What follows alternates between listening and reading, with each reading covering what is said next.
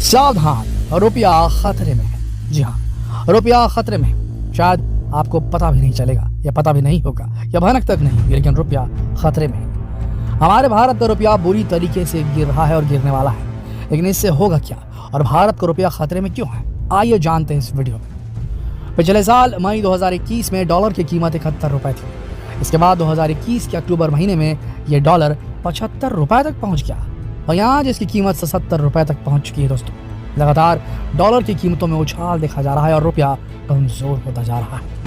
लेकिन इसका कारण क्या है, क्यों लगातार रुपया कमजोर हो रहा है? हाल ही में आपने बहुत बड़े बड़े ग्लोबल क्राइसिस देखे होंगे। रशिया यूक्रेन का युद्ध, श्रीलंका की डूबती हुई अर्थव्यवस्था और चीन में फिर से कोरोना का तांडव। इन सारी वैश्विक आपदाओं की वजह से आज रुपया कमजोर हो चुका है। लेकिन देखा जाए तो भारत में इस वैश्विक आपदा का उतना इम्पैक्ट नहीं पड़ा, लेकिन अब पड़ने वाला है। दोस्तों, आप इतना तो जानते ही होंगे कि भारत बाहर के देशों से लंबे समय से कर्जा लेते आ रहा है, कभी वर्ल्ड बैंक से, कभी एशियन डेवलपमेंट बैंक से, कभी फॉरेन इन्वेस्टर्स से। असल में देश को चलाने के लिए कर्जे की जरूरत पड़ती ही है। बहुत से देश बिल्कुल इसी तरह से कर्जा लेते हैं, यहाँ तक कि अमेरिका भी भारत से कर्जा लेता है। इसी तरह भारत ने 558 बिलियन US डॉलर का कर्जा बाहर के देशों से लिया, विदेशी बैंकों से लेकर रखा है। इस कर्जे को 10 से 15 साल की अवधि के लिए लिया गया था, लेकिन अब इसका भुगतान करने का समय आ चुका है, जिसके लिए भारत को 2022 के आखिरी महीने तक 256 बिलियन US डॉलर की जरूरत है और उसे भुगतान करना है। हर महीने करीब 10 बिलियन से 15 बिलियन US डॉलर का भुगतान किया जाएगा, जो करीब 18 लाख करोड़ रुपए होते हैं। दोस्तों, 18 लाख करोड़ रुपए। सवाल ये उठता है कि भारत इतना बड़ा कर्ज चुकाएगा कैसे? इसका जवाब है फॉरेक्स रिजर्व। जी हाँ, भारत के पास आज के समय 632 बिलियन US डॉलर का फॉरेक्स रिजर्व है। आसान भाषा में कहें तो भारत के पास अभी के समय 632 बिलियन US डॉलर है। लेकिन ये पैसा आया कहाँ से, तो जरा सुनिए। भारत कर्जा लेता ही नहीं बल्कि दूसरे देशों को कर्जा देता भी है। इसी तरह भारत के पास आज के समय 263 बिलियन US डॉलर की फॉरेन करेंसी है। यूनाइटेड स्टेट्स की ट्रेजरी बिल है।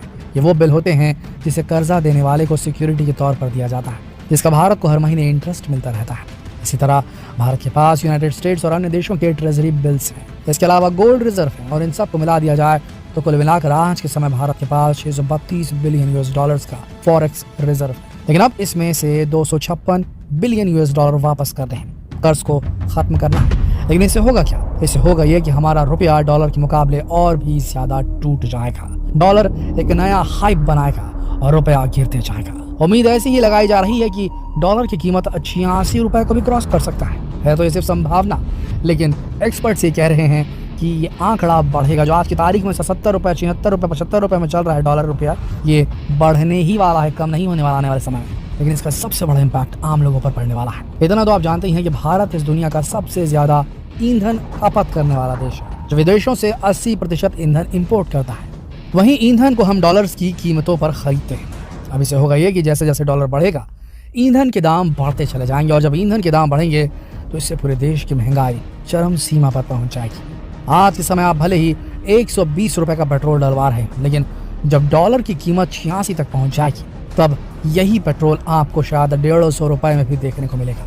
इससे होगा ये कि जैसे जैसे ईंधन के दाम बढ़ते जाएंगे, आम आदमी की ज़रूरतों की चीज़ों के दाम भी तेज़ी से बढ़ते जाएंगे, क्योंकि ईंधन और महंगाई दोनों का बहुत गहरा संबंध है। आप समझ ही सकते हैं कि हमारा रुपया आज कितने ज़्यादा खतरे में आ चुका है। लेकिन घबराइए नहीं, तो ये सिर्फ कुछ दिन चलेगा। इसके बाद भारत फिर से विदेशी बैंकों से और फॉरेन इन्वेस्टर्स से कर्जा लेगा। प्रोसेस बिल्कुल ऐसे ही चलता रहता है जिससे हर देश फॉलो करते हैं।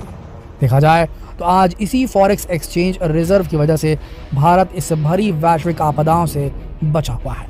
सोच कर देखिए कि आज के समय अगर हमारे पास ये फॉरेक्स रिजर्व नहीं होता तो शायद हमारा हाल भी श्रीलंका या फिर पाकिस्तान जैसा होता, जहाँ महंगाई बढ़ चुकी है और लोग दो दाने के लिए भूखों मर रहे हैं। इसलिए आप एक काम कीजिए, इस वीडियो को जितना हो सके शेयर करें ताकि महत्वपूर्ण जानकारी सभी लोगों तक पहुंच जाए और वो भी ये सीखें कि देश में ईंधन बचाना कितना ज़रूरी है, बेफजूल के खर्चों को रोकना कितना ज़रूरी है और पूरे देश को स्किलफुल बनाना और उससे रोज़गार देना कितना ज़्यादा ज़रूरी है। शेयर कीजिए इस वीडियो को फेसबुक पर, व्हाट्सएप पर, यूट्यूब पर। कल फिर मिलते हैं एक और आंखें खोल देने वाले वीडियो में। तब तक के लिए आप सबका इस वीडियो के अंत तक बने रहने के लिए दिल से धन्यवाद।